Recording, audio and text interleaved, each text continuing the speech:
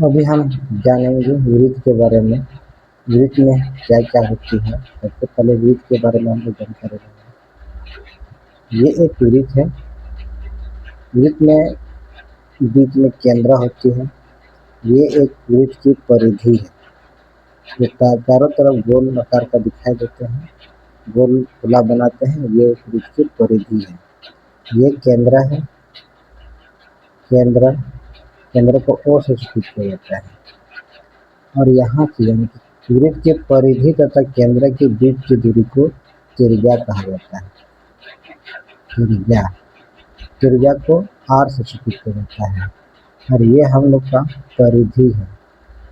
परिधि अगर केंद्र से होकर दो बिंदुओं की परिधि तक के बीच की दूरी को व्यास कहा जाता है। जैसे दूसरा त्रिभुज हम लोग बनाते हैं, जैसे यहाँ पर एक त्रिभुज है और यहाँ पर एक केंद्र है, यानी कि ये जो व्यास है, ये परिधि और यहाँ तक ये परिधि, दो परिधियों के बीच की दूरी जो व्यास से होकर गुजरती है उसी को व्यास कहा जाता है। व्यास कहा जाता है। जैसे हम लोग को पता है, सभी विद्यार्थी आप लोग को पता है, वृत्त की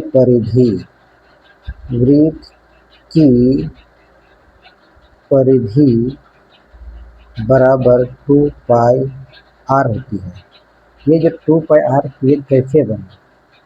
ये जो परिधि है, वृत्त की परिधि तथा व्यास के अनुपात को पाई से सूचित किया जाता है। यानी कि पाई बराबर वृत्त की परिधि, यानी कि वृत्त की परिधि बटे वृत्त का व्यास के अनुपात को पाई से सूचित, तो पाई को के बराबर होता है। अब ये जो पाई है, अब इसको हम लोग कोना कोनी गुना कर सकते हैं। नीचे कुछ नहीं तो यहाँ पर आप एक मान सकते हैं। तो यहाँ से ये जो परिधि है, एक को गुना करेंगे तो परिधि और एक को गुना करें तो परिधि होगा। और यहाँ से पाई यानी कि व्यास गुना पाई हम लोग गुना कर सकते हैं। कोना कोनी गुना किया जाता है। जब बराबर से इधर उधर रहता है तो कोना कोनी गुना किया जाता है। अब देखिए,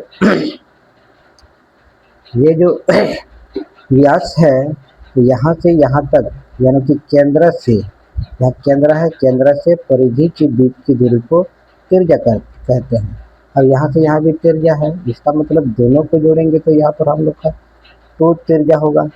तो इसी तरह से व्यास बराबर, यानी कि व्यास बराबर क्या हो सकता है?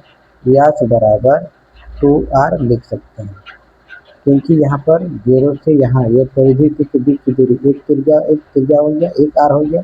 और यहाँ से यहाँ तक एक r हो गया। दोनों को जोड़ेंगे तो 2r हो जाएगा। इसलिए व्यास बराबर 2r होती है। व्यास बराबर 2r के बराबर होती है।